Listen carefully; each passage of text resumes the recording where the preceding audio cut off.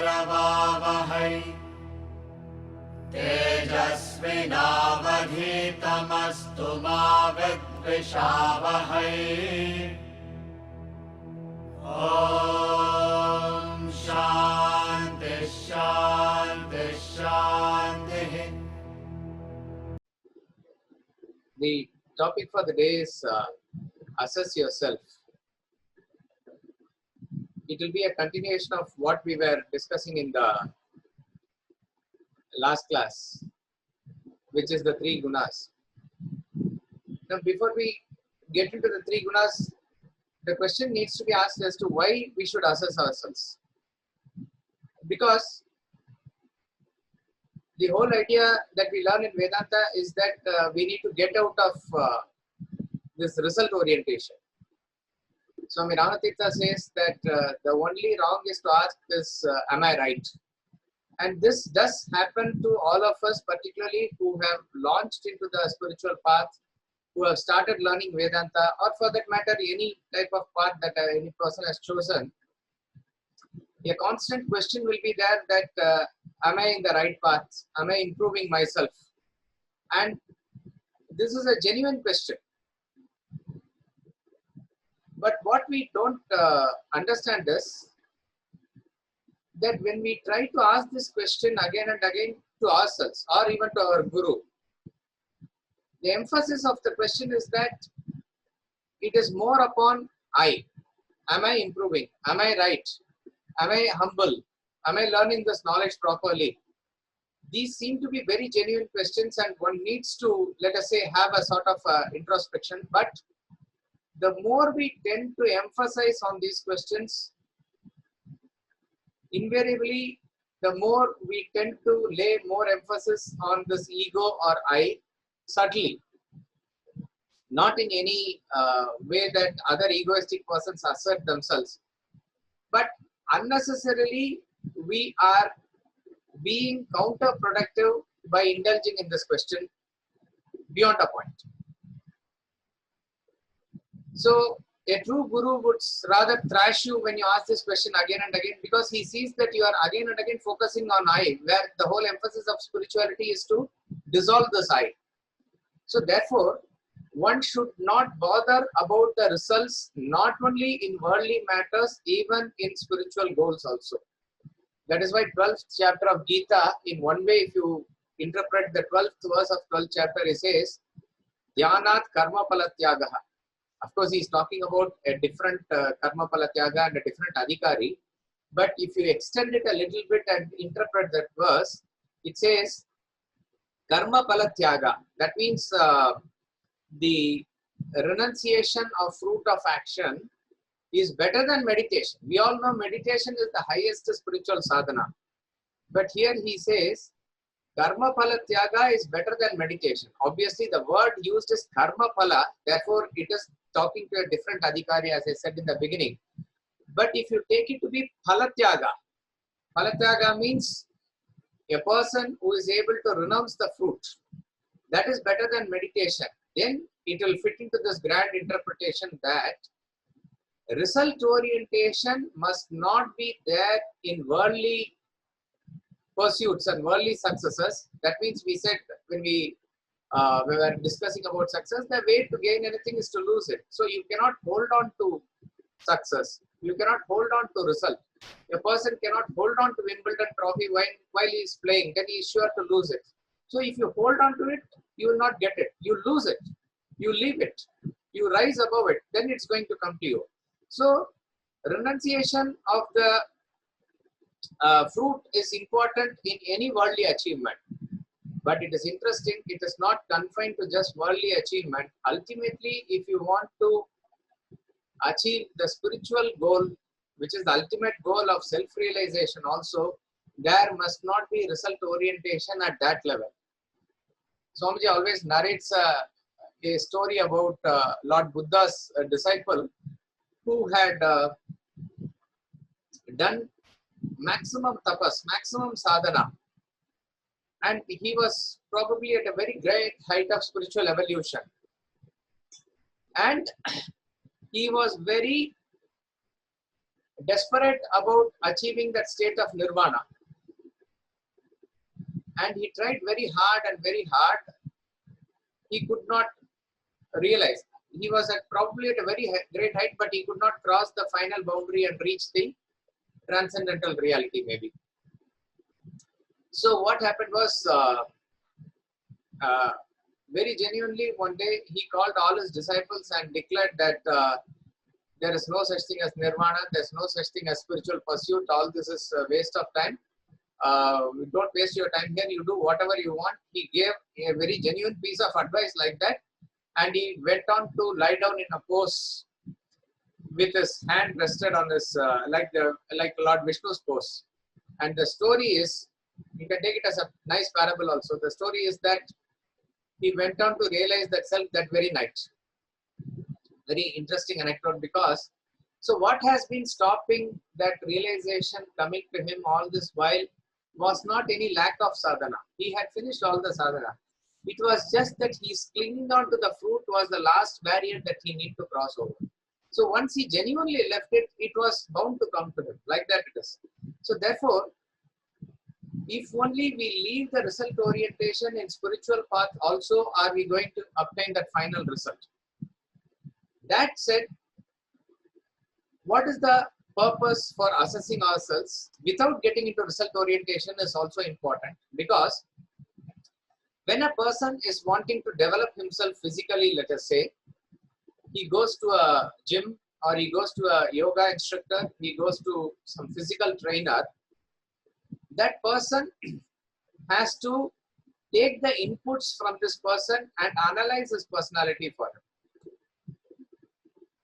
For example, if he is well built at the upper body level but his legs are weak, then he need to be given specific exercises for him to strengthen his legs, even as he undertakes development of the whole body.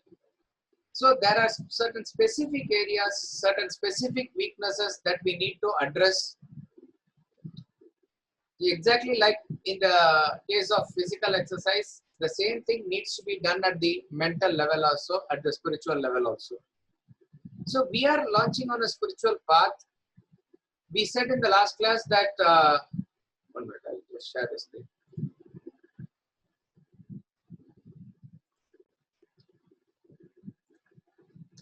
This is where we concluded that the evolution of a person has to move from the tamas to rajas and rajas to sattva. But what we must understand is, this evolution you need to concentrate upon yourself. You need not assess all the persons in the world, and it is not your business to judge others. Unless otherwise a specific purpose is there where you need to, let us say, interact with another person on a daily basis as your obligation, you need to assess such persons for your smooth relationship. You need to assess your wife, you need to assess your husband, you need to assess your children, because that is where your moral obligation and your daily duty is. You need to assess the employer and employee who you are working with in your office. You are going to meet them daily, and your obligatory duties are based on a harmonious relationship with them. You need to assess the city that you live in, the political climate that is there in general, the general weather or the general climate that is there, and all this does not need a giant intellect. These are the places where you need to assess others. Assessment is not your mental projection. Remember that it is your intellectual exercise where you are able to set aside all the prejudices and be able to assess them. This also requires a certain amount of intellect, but you need to assess them only in these cases. Otherwise, who is doing what in any corner of the world, or any person who is walking on the road, you need not assess.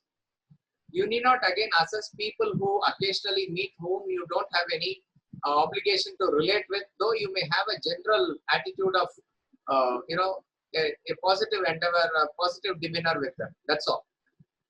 But those who you are obliged to relate with, you need to assess them. And all the time that we have must be used to generally introspect, find our negativities, our weaknesses, and try to ride over them. Judge not others, resist not evil are the words attributed to Jesus Christ. Very powerful message there. If you interpret it this way, judge not others means you ought not to put in more energy and effort in just judging others. Judgment is where the mind tries to fix a person according to certain qualities that it sees in them. You ought not to judge them like that. Rather, use the time and energy to dig deep within you to analyze if you have any negativities, any particular things that you need to correct about yourself, and that will be useful for your spiritual evolution. So therefore, this tamas, rajas and sattva and all this analysis also is more relevant for a person who is on the spiritual path, who wants to improve himself. Right? As I said, there is a purpose for all these gunas which is there prevalent all over the world. It is there prevalent in each and every person, but it is in general at the macrocosmic level prevalent all over the world. So you cannot ask why are there tamasic people in the world? Why are there tamasic animals in the world? It has a purpose. It has a role to play. You don't know. See, suppose if you see a crow that is not there to clear the garbage in the backyard of our house, it will be stinking for us. A vulture or a fox also has a role to play in the forest or in the desert that they are living. Similarly, cow and a deer and elephant and tiger, everybody has a role that has not been allotted by you. It has been allotted by somebody else. Let them do their duty according to whatever has been the expression of their gunas. You are not to criticize them, you are not to condemn them. But from the microcosmic point of view, you need to understand what are the gunas that we have, how it is manifest within us, and how we can correct ourselves. So as far as the individual is concerned, we said that all of us have all the three gunas. It is the proportion that changes. Even the highest level of sattvic person has rajas and tamas in him. Lowest level of person also has sattva in him. This is how it is mixed. So you have to identify how and where your tamas is manifesting. Your tamas is there. There you have to infuse rajas and try to bring it to the next level. Where already rajas is there, try to give it a direction so that it is able to go towards sattva. And where already sattva is there, as a second nature, as in an effortless way, you practice it so that it helps you to go towards trans sattva, which is self-realization. So this is meant for one's personal evaluation. So in this context, if you understand that statement, resist not evil, judge not others. Yes, resist not evil means when you delve deep within your personality and churn, the negativities are bound to come out. When they are bound to come out, do not have a resisting attitude towards it. You need not suppress it or frustrate it. You need not curse yourself for that. You need to maintain an objectivity. Let them purge themselves out because they are the first things that will come out. And that is why when a person launches on the spiritual path and is enthusiastically pursuing, he will after a while tend to sort of criticize himself because all the negativities that are deep hidden with him is now manifesting, now coming to surface. At that point of time, he should not lose heart. See, the thing is, it is not that if I had not come into this path, if I had not known about myself, if I had not learned this knowledge, probably I would have been blissful. That is like ignorance is bliss. It's like pig's contentment. But you need to bring it out and transcend it. This is how it is done. And then only all the nice things in you will also surface. Then you can promote it more and more. And everybody has to invariably go through this process. The churning of the Milky Ocean, Samudra Manthan, has a beautiful symbolism here. If we, in this context, if you understand the story, that pursuit of Amrita is the aim of the Devas. The Devas, so but they cannot churn alone. Devas and Asuras have to churn the Milky Ocean to gain Amrita. And It is not easy to chant that ocean. Therefore, you need a big ladle. And the mountain mantra, which is part of the Meru, that is the ladle. And you need a very big rope to chant. And Vasuki, the great serpent, is offering itself as the rope. And the Devas and Asuras churn. Aim is to gain Amrita. But interestingly, what comes out first is the poison. Very powerful poison called Halahala. And once that poison comes, they do not know how to handle, and Lord Shiva comes to the rescue. And he drinks the poison, and the poison is stored in the neck, and that is why his neck becomes blue, is the story. He is called Neelakanta. And then churning continues and various good things come. Ucheshava's horse comes, Airavata comes, moon god comes, Mahalakshmi, and various other things come, Kalpavriksha, various things. And finally, Amrita comes. This is the story. And story also continues, but this is the relevant portion.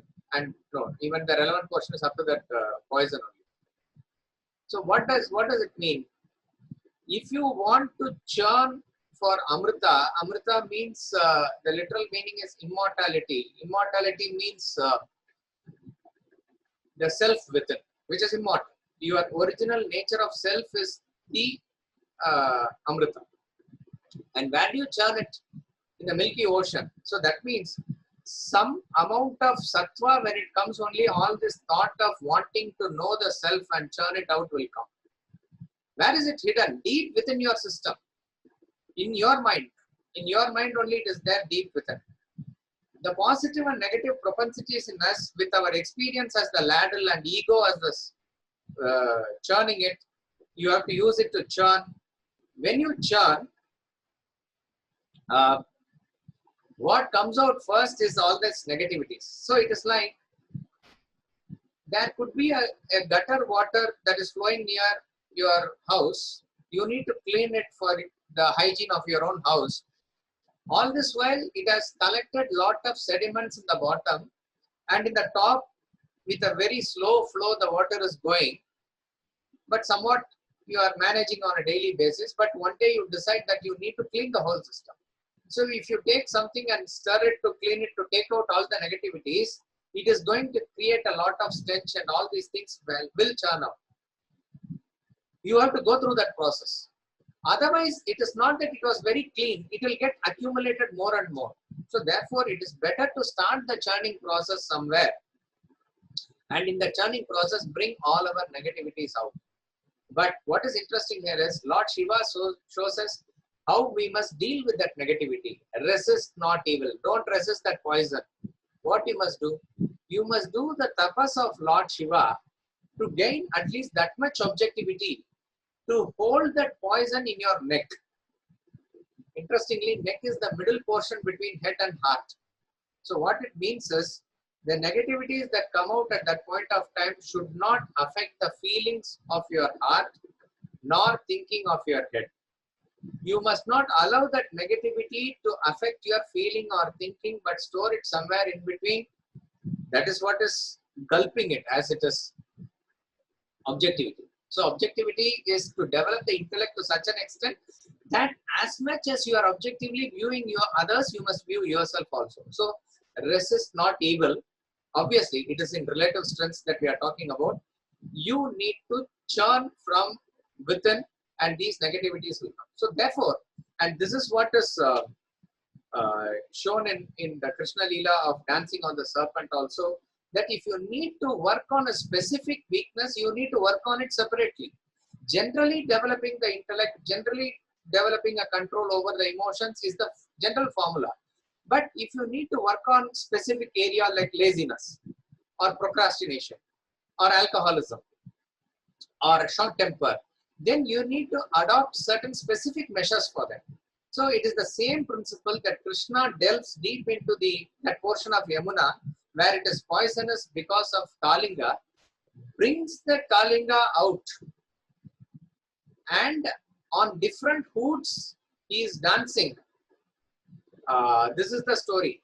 So what happens is that when you delve deep into the lake of your own mind, the ugly serpent of Kalinga will come out, and the different hoods shows the different weaknesses that will come up at various points of time. So what Krishna, how he tackles is, on that particular hood which is coming up, he steps on that and dances there. Then he tackles the other head and dances there, and finally brings all the heads or hoods of serpent under control. It is exactly like that. As we develop ourselves by developing intellect and morning studies and bhajans and general formula that it is going on, we need to also assess ourselves to see whether there are specific weaknesses and how we need to tackle them. So for that purpose alone, we need to assess ourselves. And this need not be done on a daily basis. There is a brilliant formula that is given in Bhagavad Gita, which you can use probably once in 6 months or once in a year to generally take stock of a situation. Just as in a factory, once in a while you take quality control. Like that it is. You need to take stock of the situation just to see that you are in the right direction, that you are putting adequate effort where it is required, that you are not overdoing something which does not require anything. So like that, with the Guru's guidance, you need to use this assessment tool to assess yourself. If you want to assess yourself at the physical level also, it is difficult. How does a person physically assess oneself? What is the correct method of understanding whether a person is physically fit or not? There cannot be any uniform formula. See, whatever is in general I am saying, there could be a measurement of blood pressure, there could be a measurement of heart rate, measurement of your waist size, body mass index, various things that you can use to generally have an idea. Still it is difficult because whatever is your genes, whatever is your mental temperament, that also shows in the physical level. So what is probably applicable for an American may not be applicable for an African. And even in Africa, a pygmy is different, a Maori in New Zealand is different, and what do you call that, a tribe in Kenya, the Maasais, they are different. So their assessment cannot be same. And Gorkha is different, and Maharashtrian is different. Like that it is. Even there are different categories. So how can you have a single parameter to assess? It is not possible even physically, but still certain parameters within a range can help you assess what is the size of your weight and size and various things that we talked about. But when it comes to measuring yourself mentally on the spiritual path at the thoughts level, it is next to impossible to assess. How can we assess our thoughts? Not only that is the problem is that you are assessing yourself with the same instrument which is used for assessing. See, what is getting assessed is your thoughts, and what is the instrument that is used for assessing is the thoughts only. So it is rather very difficult. It is difficult to assess yourself by yourself. And this is where Bhagavad Gita comes and gives a very brilliant formula. It gives basic definitions and basic, sort of fixed parameters. Like a mirror, it shows you yourself, where with those definitions you can come close to assess yourself. 100% assessment is not possible, but you can definitely get a general idea when we get through these definitions. And this is a celebrated portion called as the personality chart. But before we get into the personality chart, we need to understand the assessment with reference to the Gunas and one's Varnas, for which we have to understand what is the nature of the Gunas, which we have dealt in the last class, but we will summarize it. As I said, chapter 14 of Bhagavad Gita talks about the 3 Gunas. It is called as the Guna Traya Vibhaga Yoga, and this portion of 14th chapter forms the basis for a good chunk of portion of 17th and 18th chapter, because the entire thing there is about assessment using the 3 Gunas only. So these are the 3 Gunas: Sattva, Rajas and Tamas. Sattva is the highest Guna, A category. Rajas is the middle guna, B category. Tamas is the lowest guna, C category. The nature of sattva is that it is stainless, it is pure. It is like a glass which is very shiny, so it is stainless. Rajas by definition is passionate, where you have a lot of desires and that is coming forth, that is making you act in the world, that is making you pursue certain things. That is Rajas. Tamas is when your thoughts are in a very dull state, very delusive, very ignorant, sleepy state of mind. That is called as tamas, that is the nature. And how do they express? Sattva expresses as a very healthy state of mind. Very luminous. Luminous in the sense, as I said, because the like glass, your thoughts are now transparent. The self within you is shining forth through sattva.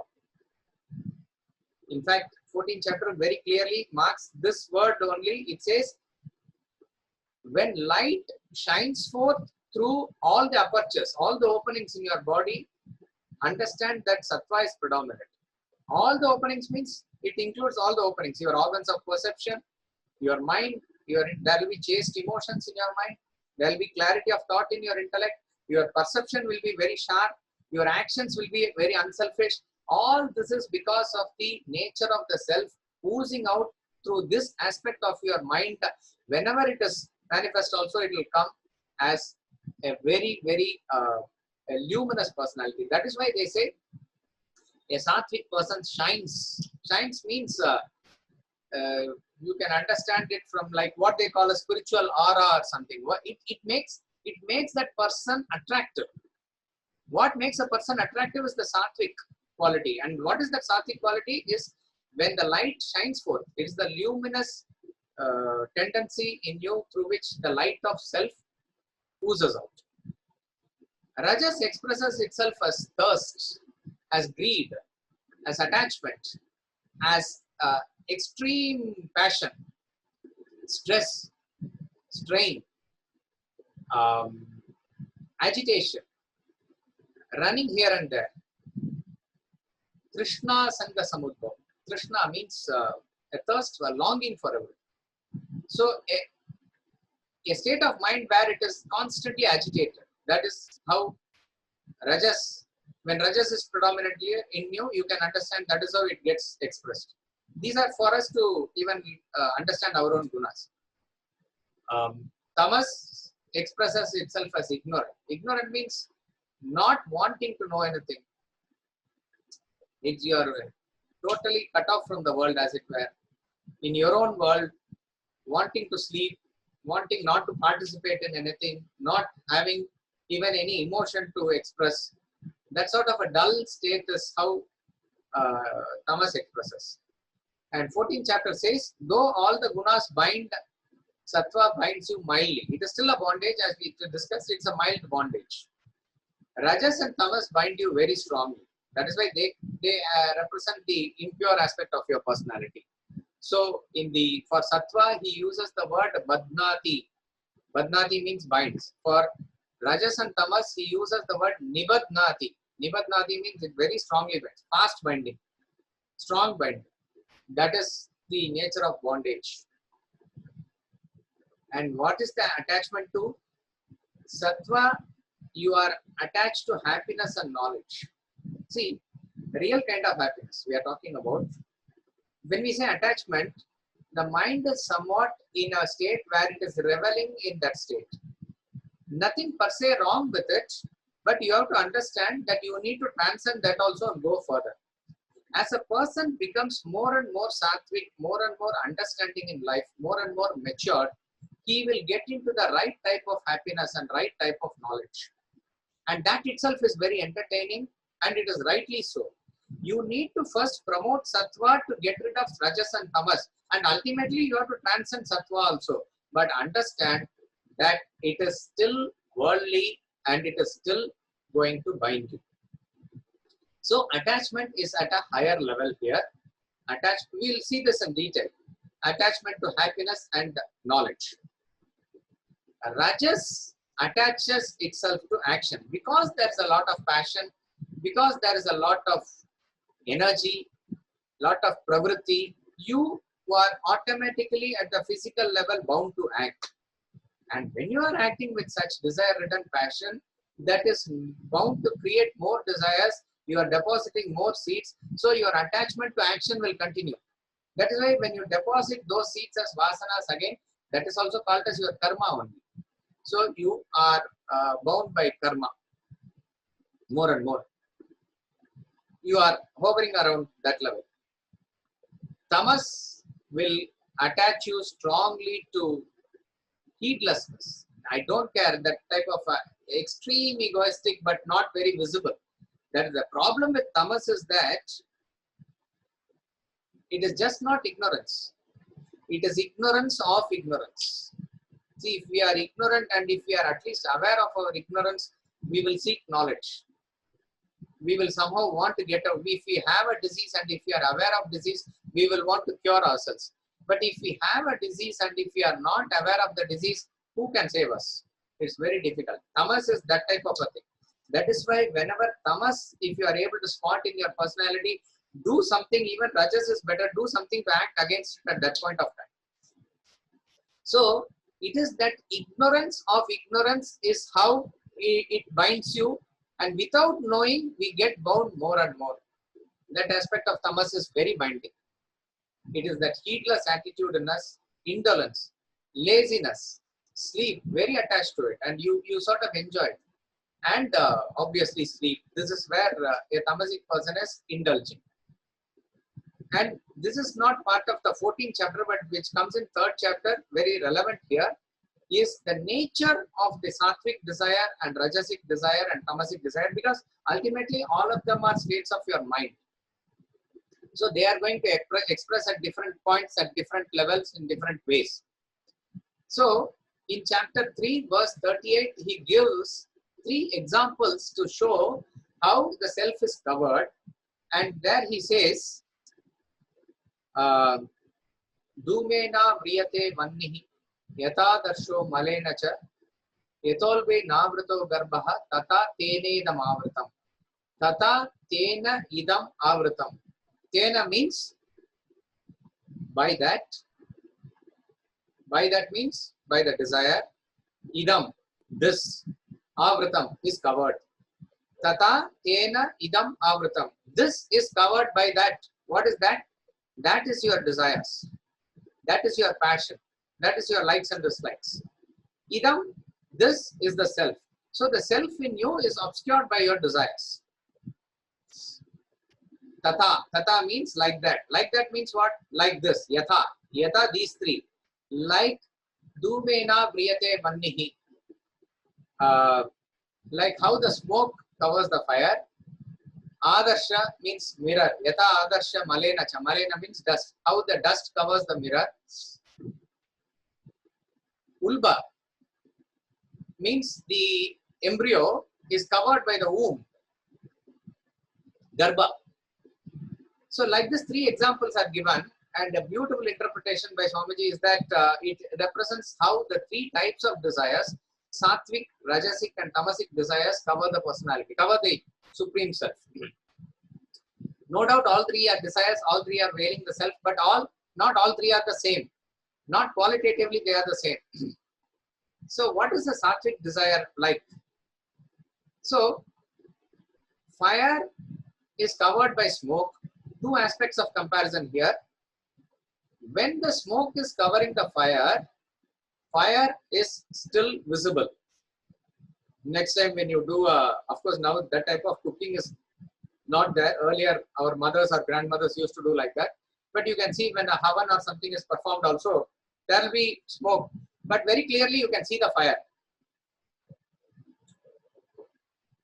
So what? So the first point is that fire is visible even as the cover is, even as the fire is covering the, even as the smoke is covering the fire. I repeat, fire is visible even as the smoke is covering the fire. Second is, if you fan it, if you blow it away, the smoke will go away. So in order to remove the covering of the smoke, it is not very difficult. You have to blow it off. You have to easily you can remove it. Relatively easily you can remove it, and then the fire is fully manifest. Exactly like that, sattvic desires in you, when they cover the self, you can still see the self in you. That's what we said, it is luminous, it oozes out. So the self in a sattvic person, or the self in you when your sattvic state of mind is manifest, is visible. It is the power of the self that it is showing out through the sattvic desire. So it is still visible. And you need not put in a very great effort. Still you need to put in effort, but removing sattvic desires is relatively easy. Relatively easy. So these are the 2 points of comparison here. One is visibility, another is the effort that is required. So this is sattvic desires, smoke covering fire. Second is rajas, dust covering mirror. Imagine you have not visited your house for long, and that window was open, and in the bedroom, and the mirror, your dressing table mirror is there. It is completely now covered by dust. So if you go and stand in front of it, nothing is visible. Some hazy thing is there. That's all. Some hazy thing is there. You cannot make out what it is. Some hazy thing. And in order to clear the dust, it is going to take a lot of time. Particularly if it is sticky, it is going to take a lot of time. You need to use cotton, you need to scrub it hard, you do whatever, water, washing, everything, and then you can make it shine. Then only things will be clear for you. It is exactly like that. When rajasic desires are manifest and when they cover the personality, the self is not at all visible, hazy if you want to say. And in order to remove that desire, you need to make hard effort. It is not going to be easy at all. You need to put in tough effort to get out of your ego, to work in a cooperative endeavor, do hard karma, all those things you need to do in order to tackle the rajasic desires. So 2 points of comparison again. Visibility, very hazy. Effort, much more required. Third is tamas. The embryo inside the womb is covered completely. It is in pitch darkness. Nothing can be seen. Absolutely nothing can be seen.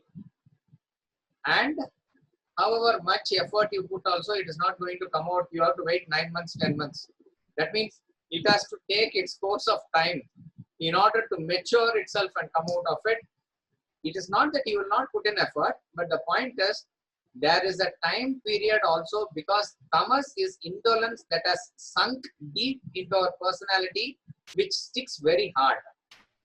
So Swami Chinmayananda says, imagine a light is there which is covered by a transparent paper, which is like a plastic sheet or something. Light is very seen very much, and you can remove the paper. If it is covered again by dust, you can remove it. But if it is covered by a coal tar, light will not come, and the coal tar, to scratch it and come, you cannot break the glass. You have to give it time. Exactly like that. You cannot force a person who has predominant tamas to do something drastic. He has to move at his own pace, and it will take time. So the aspect of our personality where the tamas is predominant, you need to wait. Put in the effort, but wait. It will take time to get over that. So you need to have that objectivity as far as some base desires are concerned, which are extremely tamasic. So this is the way that the gunas manifest. Again, you can use it to analyze yourself. The other aspect of analysis that we said is how the gunas manifest themselves to categorize as the 4 varnas. We said that chapter 4, verse 13 of Bhagavad Gita says, Chatur Varnyam Maya Srishtam. This is also important as far as assessing yourself is concerned, because you need to basically understand what type of a personality in you, so as to choose your vocation. This is very important as far as your assessing yourself as far as your Swadharma is concerned. Remember this. There's a statement, I think it is in Vedanta Treatise also, it comes, very powerful statement. It says, Your present nature is best suited for your evolution. I repeat, your present nature is best suited for your evolution. Each and every one of us born with certain qualities and gunas which define our characteristics, which define the prarabdha or the main aspect of our personality. And that is what is seen in animals, plants and every creatures also. That is what you have chosen to be in this lifetime, let's say. That predominant personality in you which has chosen to manifest based on the maturity of your vasanas, maturity of your gunas, that you need to give a vent in this lifetime to exhaust yourself. Therefore, what type of action that you choose to do, what type of vocation that you choose to do is based on your swadharma, which is based on your swabhava, which is based on your prarabdha karma, which is associated with your gunas again. Guna karma vibhagashaha is this. Guna and karma associated with each other, it is going to determine the basic nature of your personality. Therefore, there is no one rule fit all formula for everybody for evolution, and it applies in spiritual field also. It's very important. You need to assess how much of karma you must do, how much of study you can do, how much of bhajan and kirtan you can do. Nama sankirtan only you do. It is not a simple thing that it's fitting for all, or only karma you do. You need to proportionately do everything according to your gunas, and you need to take something very predominantly powerfully for yourself. Somebody may not be oriented towards too much of study, but you cannot ask him to study all the time. He cannot, he will get frustrated. So let him study a little bit in the morning and leave him. He has to maybe do a lot of karma, and there is enough scope in karma, and that is best suited for him. If he follows, Bhagavad Gita again says in 18th chapter, Sve Sve Karmanya Virataha Samsiddhim Labate Naraha. The only place where Bhagavad Gita talks about Varna little bit in detail, not even detail, 2 verses only, 2-3 verses only. And then he talks about in 18th chapter about Brahmana, Kshatriya, Vaishya and Shudra. And the next verse is very important. 45th verse of 18th chapter. He says, Sve Sve Karmanya Virataha. Sve Sve Karmanya Virataha means by doing their respective actions, Samsiddhim Labate Naraha. They can go up to the level of the highest achievement, which is self-realization also, by following your own nature. So this is very important.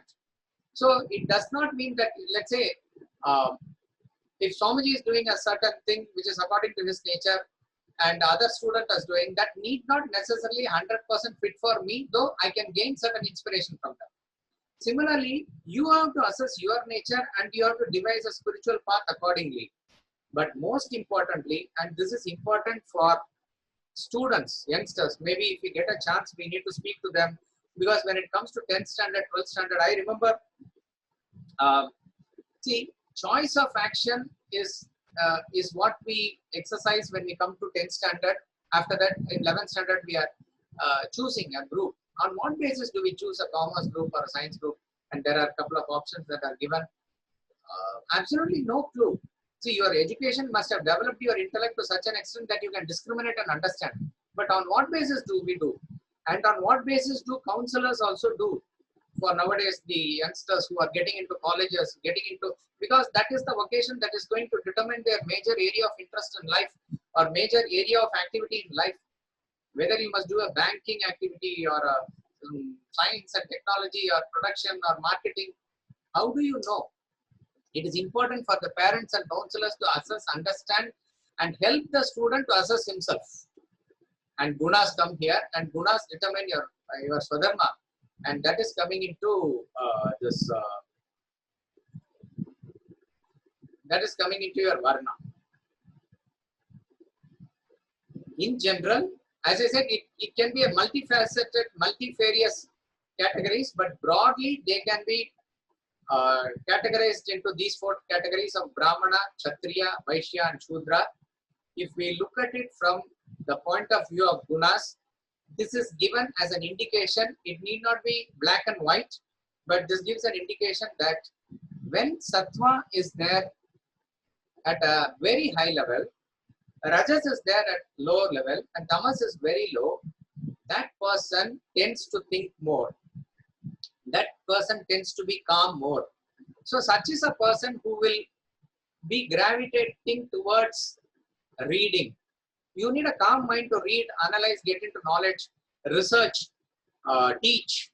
So scientist or a teacher and all these people are the categories which you can, where you can categorize Brahmanas. Here, I am using the broad category of the term Brahmana, not those priestly people who are using Vedas as the means of their livelihood also. Of course, they are included because Vedas form the basis of knowledge, but we are also using how the calm mind can express itself in a field of activity.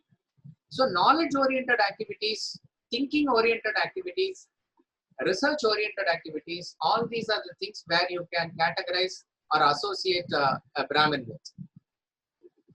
When the Sattva is at somewhat a medium level and Rajas is increased to a high level, Tamas is little bit increased but still low, he is a Kshatriya, he is a leader, he is a go-getter, he is an active person, he will make things happen. He is therefore oriented towards politics. He is oriented towards leading people. He is oriented towards fighting. He is oriented towards establishing the right things, going by conviction.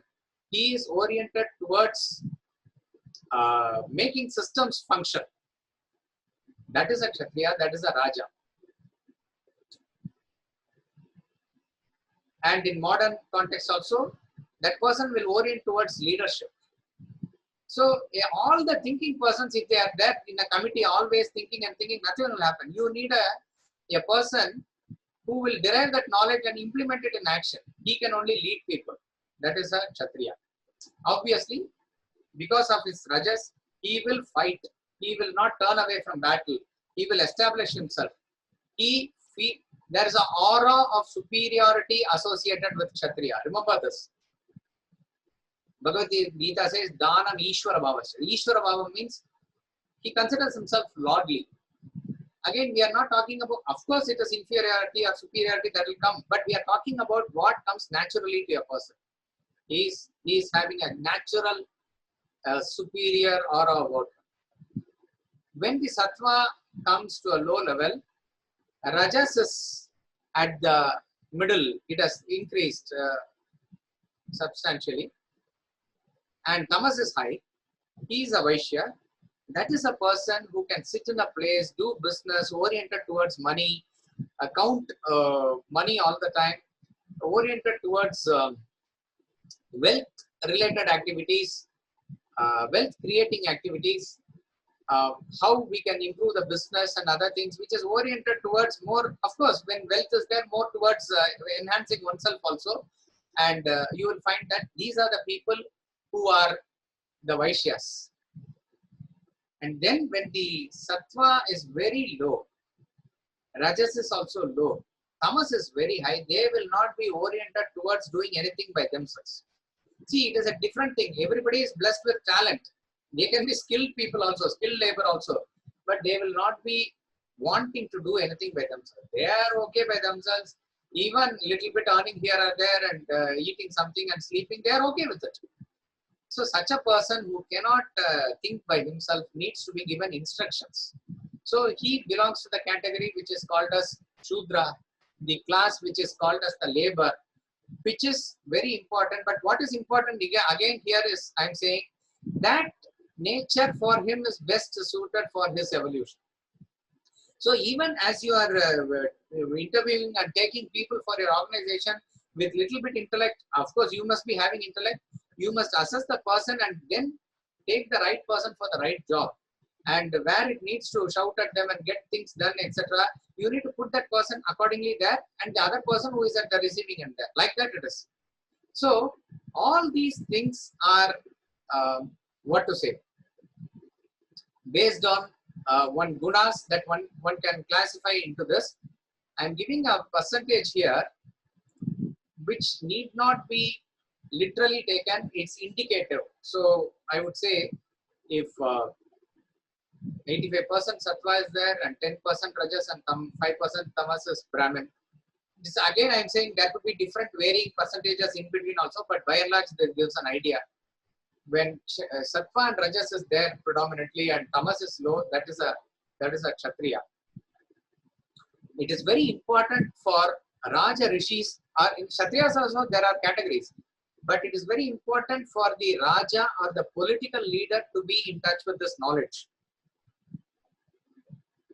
9th chapter of Gita says, we dealt with a related portion few weeks back. It says, if a person turns to Bhakti Ananya Bhak, he becomes very Sadhureva Samantavyaha. He says he becomes a good person. Samyak Vivasito, his resolution is well resolved.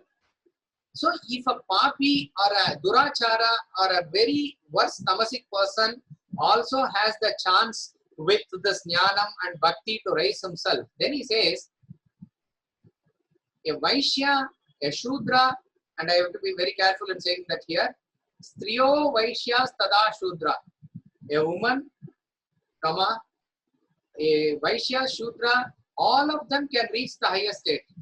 Please do not mistake me. These are words of Krishna in Bhagavad Gita. What it means is a person who has inherently a disadvantageous position in terms of attachment and lower gunas, they can also easily evolve and reach the self. And another very important in this context, I should say, is in a Purana it is said, Stri Sadhu Shudra Sadhu. What it means in that context is, it is easy for a woman and a Shudra in Kali Yuga to realize the self than others. It's a very interesting analysis there. Of course, we may not go into detail, but what the meaning is that what a particular Brahmin or a Kshatriya is supposed to do as a hard sadhana, if by inherent faith and inherent implicit faith, if they are able to listen and do, which is the inherent quality of a woman and a child and a fourth Varna person, he is able to evolve himself and go to the highest level also. But in terms of knowledge, all of us are eligible. See, karma may be not eligible for all. Not all karma is eligible for all. But bhakti is eligible for all. Ultimate jnanam is eligible for all. And how you are going to reach it is according to your swadharma. So, as far as a person who is a lower category person, even if he can raise, then he says, Kim punar brahmana raja rishayas tata. He says, then what is the problem for a Raja Rishi and a Brahmin? He says, they are wasting their life if they are not pursuing the self. That is the implication there. That is why all the knowledge is oriented towards them, because they have to put that hard effort to reach there. And why he says Raja Rishi particularly? Because the context in which we brought this is the political leaders. It is the Raja who is in extreme luxury, who is in extreme opulence, who is in extreme comfort all the time. At the same time, he is the one who is going to face the battle, who is going to be in the battlefield, who is going to go through extreme hardship. So the pendulum swings from one extreme to the other extreme. And this knowledge which says, you are not the body, but you are the self, is more applicable for them than for the other Varnas. So for the king, in the Upanishads, we see that even the Brahmins go to the kings and learn this knowledge. The kings have been custodians of this knowledge. Ikshvaku, Raghu, Rama, Krishna, all these are Raja Rishis only. They are not Brahmins. So they have been holding this knowledge also. Arjuna, who is the Adhikari of Bhagavad Gita, is also a Raja Rishi. So that is required for them. Not only that, when Kshatriya or the political class maintains its dharma only, all others can maintain their dharma freely. If the Rajya dharma or political dharma is not maintained properly, a Brahmin cannot maintain his dharma, a Vaishya cannot maintain his dharma, a Shudra cannot maintain his dharma, a Stree cannot maintain her dharma, anybody cannot maintain their dharma. Sannyasi and others, all the persons in the kingdom will be affected if the Rajya dharma is not maintained. So it is very important for a Raja to learn this knowledge. It's very, very important. It's important for all, but it is extremely important for them. So coming back here, assessment of your personality is based on these gunas. Therefore, according to your guna, you have to assess your varna, and this is applicable in the modern way of life as far as choosing your vocation is concerned. You must orient yourself towards choosing that vocation which comes naturally and comfortably for you. But choosing that vocation alone is not going to guarantee evolution. What is going to guarantee evolution is how you train your mind and evolve further using that vocation. But using that vocation is a very important basic, what to say, a substratum. It is the basic thing that is required for you to build forward. So Bhagavad Gita says in two places, one in the beginning, 3rd chapter, another in the end, 18th chapter, he says, Swadharme Nidanam Shreyaha. It is better to die in your Swadharma. Paradharma Swanashtita. Even if you are successful apparently in Paradharma, it is not good. Better to die in your Swadharma. Paradharmo Bhayavahaha, says the other verse. Paradharma is fraught with fear. Paradharma is alien nature. You must not venture into a field which is alien for you. And now we come to the aspect of personality chart, how we have to assess ourselves with reference to these gunas. How is it that we need to measure our personality? A brilliant formula is given. See, let us look at it from components of action point of view. We will take it up in detail in the next class, but I'm just giving this as an introduction. The whole idea of assessment, because we are part of the world and we are acting in the world, we have to get into action, then we have to transcend action and go beyond. So it is very important to assess the action. And this comes in 18th chapter of Gita, which is Moksha Sannyasa Yoga. The whole discussion between Arjuna and Krishna is about renunciation. So Arjuna is asking about renunciation. Krishna explains renunciation in a couple of verses, and then he gets into action. So we may wonder as to, coming towards the end of Gita, why is he talking about action and different facets of action, different analysis of action? Only because you must know what you are renouncing. Only if you know what you are renouncing and you are given a formula as to how to renounce, you will go beyond that also. So the assessment is with reference to our action. You take any action, for example, that action contains 3 basic components.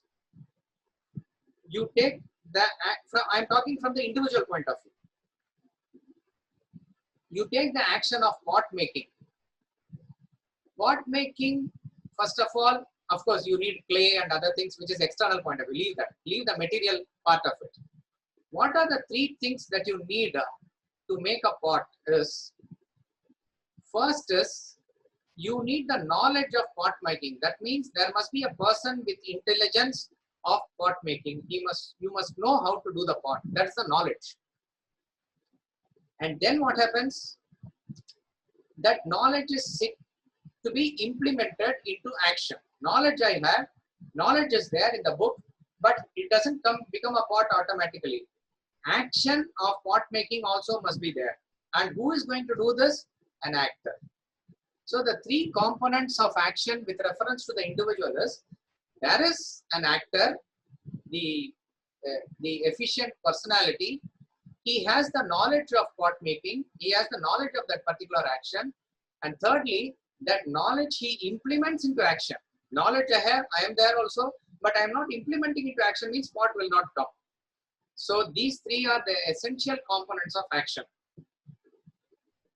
And what is knowledge based on? Knowledge, quality of knowledge is based on your intellect. And what is the success of action based on? Success of action is based on the consistency or steadfastness with which you are implementing it. And what does the actor ultimately want out of this action? He wants happiness. So these are the 6 components that are associated with action. I repeat, there is a knowledge of preceding the action. That knowledge is there in the actor, and the actor, when he uses the knowledge and implements, it is called as an action.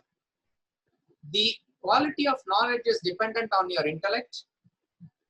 The action is dependent on your steadfastness.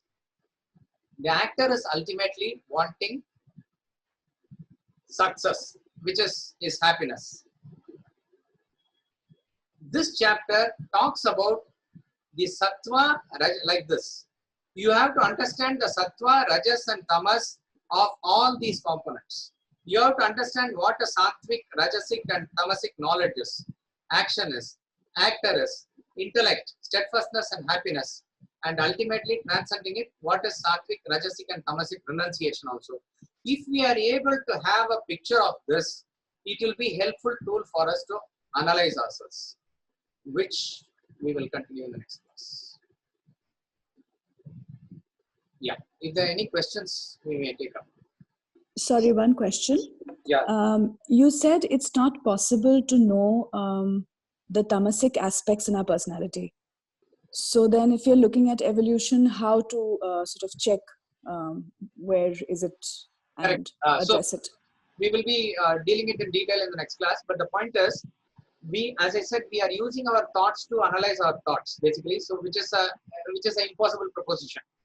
But among this also, wherever the manifestation of tamas is there, which is delusive, the very ignorant quality of us at that point of time will not be able to spot that tamas.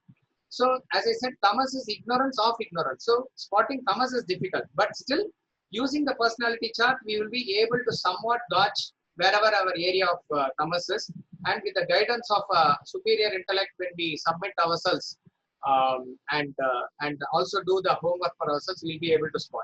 But it is more difficult to in comparison to sattva and rajas. Right. Thank you. Thank you. Hari Om, sir. Yeah, Hari Om. Who is this? Vishakha. Yeah, Vishakha.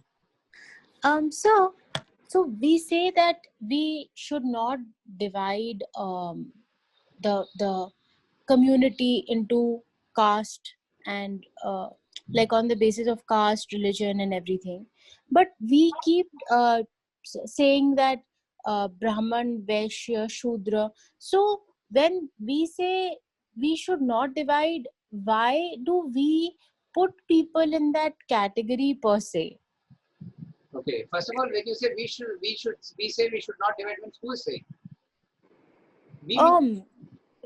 Meaning, I mean, whether it is the time of Lord Buddha or whether it is now or whether it is the yesteryears, everyone says there should be no caste, there should be no division on the base. Don't please say everyone and all. Be very specific, because these are all the misconceptions. This is Sarva Dharma Samabhava is wrongly understood. Nobody said that we should not. Can we say all animals are one? Can we say all animals are the same? It is not. It is the law of nature that demarcations and divisions are there as far as the external expressions and body and actions are concerned. Bhagavad Gita also very clearly says, all the great masters have said it. When it comes to Atman, when it comes to the Supreme Self, there is no demarcation, because there is no second thing at all. So the self in you, the self in me, the self in everyone is one and the same. So, but there is no understanding of demarcation. That is why he said, Guna karma vibhagashaha. When it comes to karma, there will be division and demarcation. You have to accept it, you have to understand it, and for your own evolution, use it also. So, when we talk about, and let me tell you, let me not be politically correct, all this is modern talk about what is modern communists and others who say that, laissez-faire treatment and equality and fraternity. Deep within, they practice extreme divisions and demarcations. In fact, the divisions and demarcations that are seen in so-called egalitarian societies are much more than in so-called traditional societies where it is still maintained. And it is a different analysis, which we don't have time to delve into. It is in fact this division and demarcation that has sustained Indian civilization for millennia together. We need to have a very firm understanding and deep analysis of it. But when it comes to your evolution, you need to concentrate on bhakti jnana, which is common for all. There is no division or demarcation. So we need to understand this division and demarcation. We need to understand how the division of labor also has to be used from a microcosmic and macrocosmic point of view for society's good and for our good also. And it is going to collectively help in our growth only. So it is a wrong notion to say that divisions and demarcations are not there or should not be considered. We need to face the question bravely and find out a solution. We are not talking about somebody feeling inferior or superior and going other things. Of course, all those things comes at the stage of your correction, but you cannot turn your eye away from the ground basic realities, which is the law of nature. That's all. Okay, sir. That is okay, and maybe if we have time, we will take it up in a future class, but that's a separate topic by itself. Hariom Swamiji, can I interrupt over here for a moment? Who is this? This is Alok here. This is Alok here. Yeah, Hariom. On the topic of what Vishaka is saying, I think we all understand from where we are coming, because our education system has been geared towards this kind of information feeding. Yeah. But you know, we are aware that at some point they even tried to do a division between the Vaishnavites and the Shivites also. Now, is there any real proof that Buddha per se was anti-Brahmin or something like that? In fact, since you are asking about Buddha, I'll quickly say it has nothing. If at all any true Hindu was there, it was Lord Buddha only, I would say. He followed the ashrama system much more than anybody else. He was a grahastha, he was a king, he went in search of knowledge, he moved away and then went into a sannyasa stage. This is a Hindu way of life. So if you look at it from the point of view of Buddha, he was probably, Buddhism came after Buddha, right? But we don't have, I have not studied Buddhism in detail to answer your question. But the point is, if we look into the Vedantic scriptures, which is the form, the basis of it, and the basis of Gunas, which is the subject matter of discussion, there has been very clearly, it is mentioned about how in coordination. See, the point, what we need to understand in the modern context is, they are talking about certain physical unity coming together and embracing each other, but at the mental level, they are keeping distance. And this is very clearly seen in, if you have the eyes, you can see it in, but it's very interesting. These communist parties and other, which is more prominent in Bengal, in Kerala, compared to other states, you look at the Politburo members, and right from the inception, which is in 1925 till now, try to find out how many have been from the scheduled caste and Dalit community who have been included in the Politburo and who have been in the leading positions also. It is a very dismal record. And these are the people who always talk about equality. These are the people who always talk about this thing. It does not work that way. What Vedanta says is, maintain that unity at the mental level, but understand the distance and differentiation and demarcation at the karma level. I'm saying understand. And you have to express yourself according to the situation. But what happens with the wrong understanding is, we maintain a distance at the mental level and try to embrace everybody at the universal level, and without knowing what we call as intercaste and this and that, various things that we talk about. See, compared to all other states, in Tamil Nadu, the using of the surname behind the name was not there for very long. See, suppose you ask any person, he has a first name, middle name, and end name, right? You say, Alok Kumar Saraf. So Saraf is the surname, and Kumar is its normal middle name. Alok is the name actually. So that Saraf indicates what your caste is, community is, or whatever it is. So that can be Sharma, that can be Saraf, that can be this. Like that in South also, parallelly various castes are there. You have the Pillai, you have the Naidu, you have Iyer, you have Iyengar, you have various things that are there in various categories. But keeping the father's initial before and removing the surname started about 2 generations back, I would say from 50s or 60s. And interestingly, I would say in a way, it's okay. But inherently, caste politics in Tamil Nadu, caste politics is much more than even the caste politics of North India. And silently, what is the inquisitive nature of each and every person is, I know your initials, but what is your caste? That is what is the inquisitiveness of everybody. So we have to understand caste as a ground reality. And Janma, Jati is a different term, Varna is a different term. Again, we are not going into the detail now, but the point is here, with the Gunas in our evolution, we have to embrace everybody mentally, that taking the Atma as the unifying spirit. But at the karma level, we have to understand the difference in demarcations. It is best for society's evolution and for our evolution also. Thank you very much. Guruji, I have a question. Yeah. Guruji, this Rajasic time, Sattvic time, and Tamasic time, which is 4 to 6 and 6 to 6 and 6 to 4, is this proven? Does it have a cause and effect? Like, is it scientifically proven? It is scientific. It can be proven when you observe your own thoughts in this time. As I said in the last class, go along with the sun's movement. You see your own thoughts early in the day, how it manifests and how it manifests at in the late night. You will find that a lot of unwanted negative thoughts will be there. So the best judge, because we are talking about, you are asking about a proof for a thought process which is internal to you. The ultimate proof is your own experience. So you need to read your experience properly and come to analysis. Then you will concur with this finding that sunrise to sunset is Rajasic time, and early morning is the Sattvic time, and late night is the Tamasic time. But Guruji, what confuses me is when we talk of other things, which is like Vastu and all that, we say that everything depends on karma. Everything is a fruit of what you do. It's not related to, that can make it conducive, the directions and all, but it's not the main factor.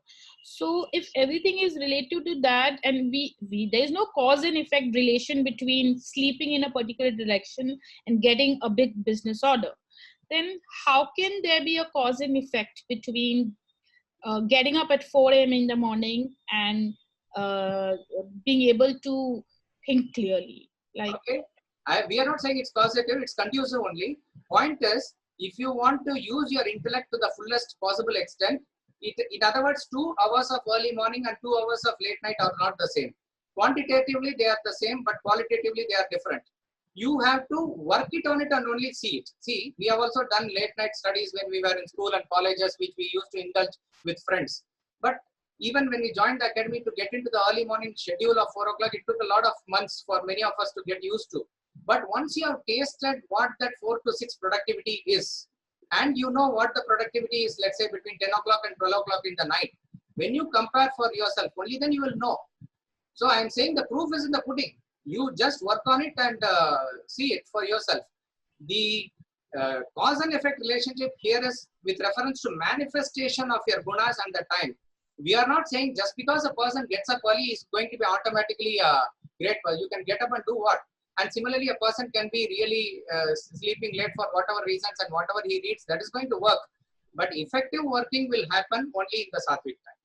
sure. Okay, Guruji. Thank you.